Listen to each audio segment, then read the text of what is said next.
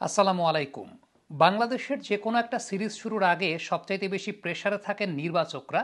কারণটা হচ্ছে সব দল সবার পছন্দ মতো হয় না বা সব দল দেখে সবার পছন্দ হয় না। কিন্তু আমার প্রশ্নটা অন্য জায়গায়। ধরেন আপনার কোনো একজন প্রিয় প্লেয়ার তিনি দলের নাই, তার পরিবর্তে অন্য একজন প্লেয়ার আছেন। প্রশ্নটা হচ্ছে সেই প্লেয়ারের মানটা এত বেশি খারাপ কেন হবে যে আপনি 200 রানের ব্যবধানে হারবেন আফগানিস্তানের সঙ্গে। এখন এখানে একটা প্রশ্ন আছে, সেটা হচ্ছে আপনার প্রিয় প্লেয়ার যদি দলে থাকতেন তাহলে পরে কি আপনি ম্যাচটা জিততেন? না, হয়তো আপনি 150 রানে ম্যাচ হারতেন, কিন্তু ম্যাচ হারতেন। আমার প্রসঙ্গের জায়গাটা ওইখানে যে আন্তর্জাতিক ক্রিকেট যারা খেলেন সবার মধ্যে আসলে 19-20-এর পার্থক্য থাকে বা 19-20-এর পার্থক্য থাকা উচিত। মানে আপনার প্লেয়ার যিনি পছন্দের তিনি হয়তো বা 20, তার পরিবর্তে যাকে নেওয়া হয়েছে বা যার সিলেকশনটা আপনার পছন্দ হচ্ছে না তার তো 18 থাকা উচিত, তাই না? 18 বা 19 থাকা উচিত। কিন্তু সে যদি 4-5 হয়, আমার প্রবলেমটা ওই জায়গাটাতে। ব্যাপারটা আসলে সেরকম কেন হবে? ইনফ্যাক্ট ওই যে আপনার প্রিয় প্লেয়ার যিনি বা যারা যাকে আপনি দলে মিস করছেন, আমাদের যে বিষয়টা ঘটে সেটা হচ্ছে দলে যে সময় যে নাই, আমাদের কাছে মনে হয় সে সময় সে থাকলে হয়তো বা আমরা ম্যাচ জিতে যেতাম। আমার প্রসঙ্গটা ওই জায়গাতেই। আপনি হেরেছেন 200 রানে, তো আপনার প্রিয় প্লেয়ার যদি সেই জায়গাটায় থাকতো আপনি 150 রানে হারতেন, বড় জোর 100 রানে হারতেন, কিন্তু হারতেন তো। মানে 200 রানে হারা একটা দলের সমর্থকরা যদি চিন্তা করে যে দলের মধ্যে তো এ নাই তাই হারছি, দলের মধ্যে তো ও নাই তাই হারছি, ভাই এ ও যেই থাকুক না কেন আপনি হারতেন।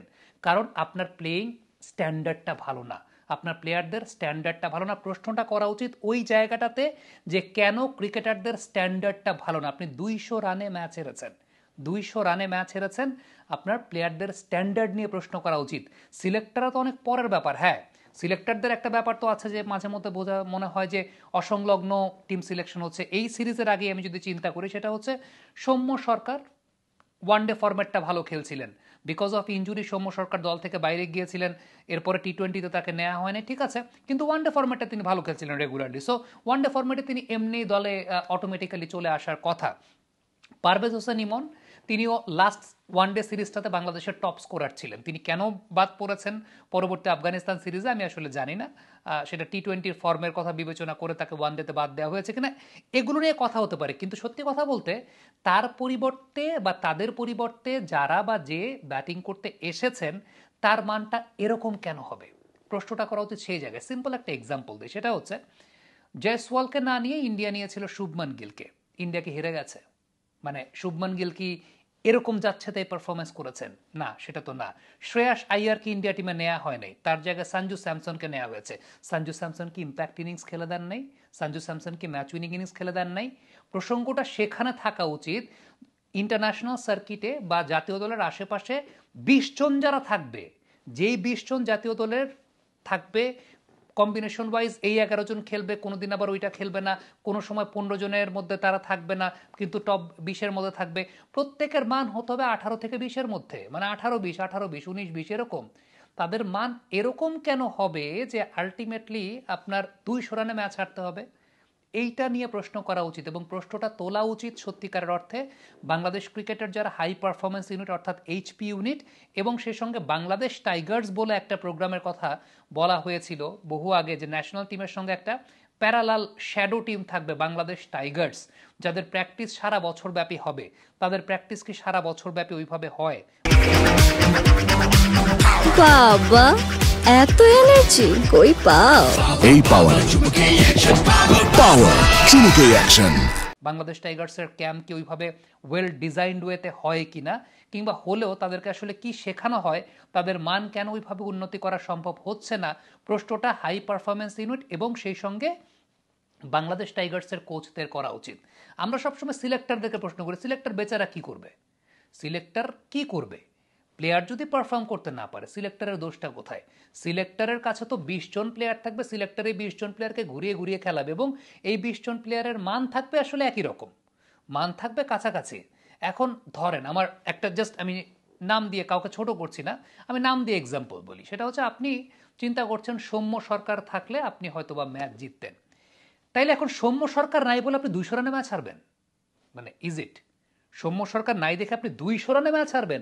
আপনি 20-30 রানে ম্যাচ হারতে পারেন, আপনি 30-40 রানে ম্যাচ হারতে পারেন। 200 রানে ম্যাচ হারবেন আফগানিস্তানের সঙ্গে, 15-20 রানে ম্যাচ হারেন, কোনো সমস্যা নেই। তার মানে বোঝাতে হবে যে ঠিক আছে, প্লেয়িং স্ট্যান্ডার্ডটা আছে ওইভাবে।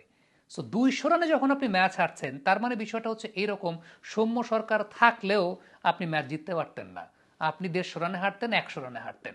প্রশ্নটা আসলে সেই জায়গায় করা উচিত যে আমাদের এইচপি এবং সেই সঙ্গে বাংলাদেশ টাইগার্সের কোচিং প্যানেল আসলে কি করছে প্লেয়ারদের মান উন্নয়ন করার জন্য, বাংলাদেশ ক্রিকেট বোর্ড কি করছে এইচপি এবং বাংলাদেশ টাইগার্সের যারা কোচিং প্যানেলে আছেন সেই কোচিং প্যানেলের যারা কোচ আছেন তাদের মান উন্নয়নের জন্য তারা আসলে কি করছে।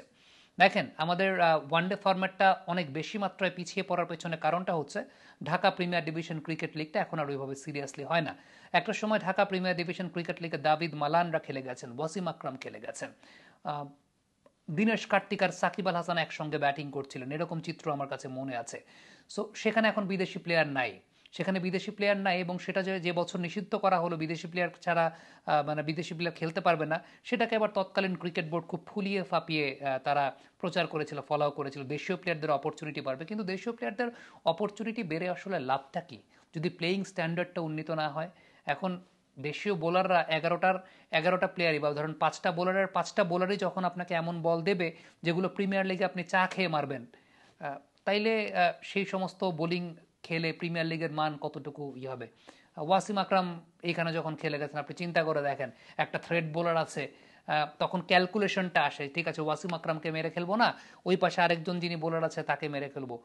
So these are the things. আমার কাছে মনে হয় যে পরিকল্পনার জায়গা তো অবশ্যই অনেক কিছু আছে, এবং সেই সাথে মূল প্রশ্নটা ক্রিকেটারদের কোয়ালিটি, ক্রিকেটারদের স্ট্যান্ডার্ড নিয়ে করা উচিত, রাদার দেন নির্বাচকদেরকে ওই প্রশ্নটা করা যে এরে হ্যাঁ ঠিক আছে সেটা একটা গঠন।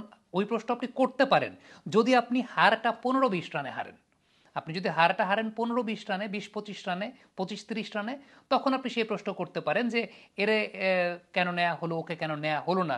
যখন আপনি 200 রানে হারেন, তখন আপনার প্রশ্ন করতে হবে আসলে এন্টায়ার ক্রিকেট সিস্টেমের উপর এবং কোচিং স্টাফদের উপরে, যে কোচিং স্টাফরা আসলে নিচের দিকের প্লেয়ার তৈরি করছেন।